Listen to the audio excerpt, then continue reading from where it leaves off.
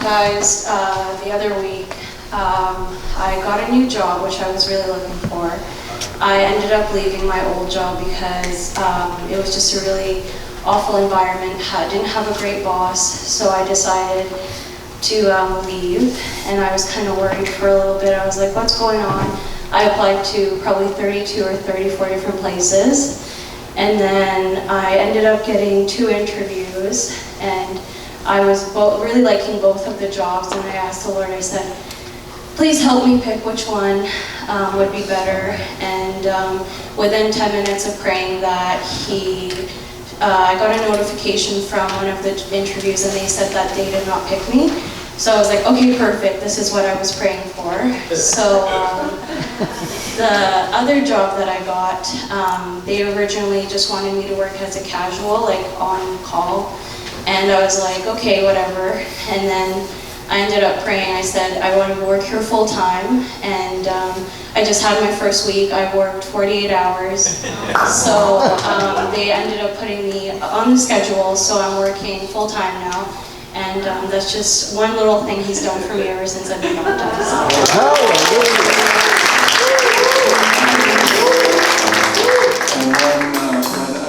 Iris mentioned to me earlier was that she had told him very strongly that she would not work on the Sabbath, and so they worked it out so that she works from Sunday to Thursday. So, anyone else with a blessing and praise to our God? Yes, Sarah. Well, we'll get you a microphone. Yeah, about 2 or 3 weeks ago. About 2 weeks ago, sorry. I was actually praying, and I live in this complex. There's a lot of older people than me in there, and I really would like to witness to them and tell them about the amazing love and salvation of our Yeshua. And when I was praying about 2 weeks ago, there's actually a person, a guy in a wheelchair, and I really felt like I would love to tell him about the Lord. And the Lord gave me an opportunity, and it was amazing because always somebody passes by as we're outside talking, and this time for 25 minutes nobody passed by. And I was able to finish everything I wanted to say. And then in about 4 or 5 days later, I was able to actually witness another guy. And it was like, oh yes, so I just praise the Lord for that. Amen. Amen. Let the redeemed of the Lord say so. Yes, Betty Lou. I have to. I want to thank God and thank you for your prayers that He was able to make this wonderful pro-Israel event happen on Sunday night. And thank you for all of you who came and took part. Thank you for praying, because it almost didn't happen. The police had informed us 2 days before that they advised us not to hold it at all, cancel everything out of security fears. And I said, no, we're not. We're going ahead. So it was fine. There was no protesters. It went well.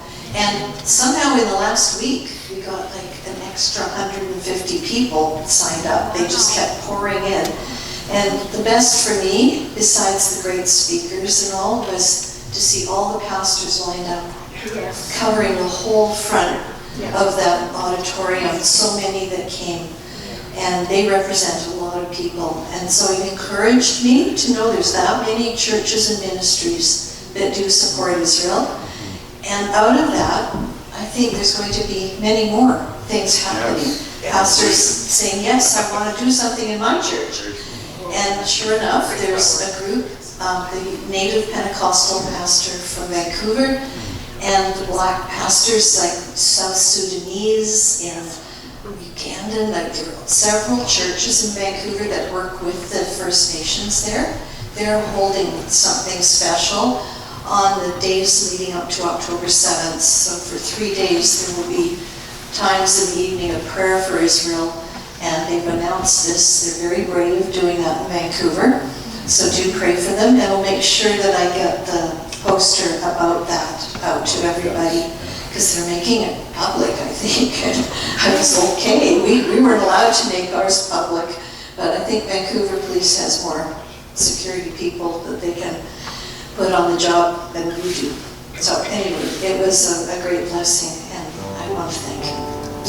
Betty Lou, while you're standing, or standing in, I believe that there's some special meetings in Blaine in the evening on September 20th and 21st. So, you know the song that we sang, Hallelujah and Adonai by Ted Pierce? Well, he's coming to Blaine, to a church there.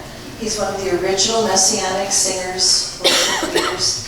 And Ted Pierce will be on September 21st. I think that's a Sunday night. At 7 o'clock. Oh, is it Saturday? Yeah. Okay. The Christian Way, it's called, community church. And they announced it at the meeting we had, but I think I'll make sure that there's a few posters available. And this is just a concert he's doing. And then the day before, on the 20th, he's putting on something called Cultural Exchange, presenting the Virtual Reality Israel Tour. So Ted Pierce will be there and doing this. If you've never been to Israel, you get to do a virtual reality tour. But it says it's free, but you have to sign up. And I will put this up at the back. You can look at the website where you sign up. Only 45 people can come on that one because it's some kind of special 3D event. But everyone can come the next night on the 21st for this concert. His music's just wonderful. Yeah, so you can come to Shabbat service in the afternoon here, and then just head down the south way to Blaine for the evening service, okay, on the 21st. As well, on September 7th, Hannah Nesher is going to be here presenting. So if you know Hannah Nesher from Israel, that's September 7th, right here. Yes.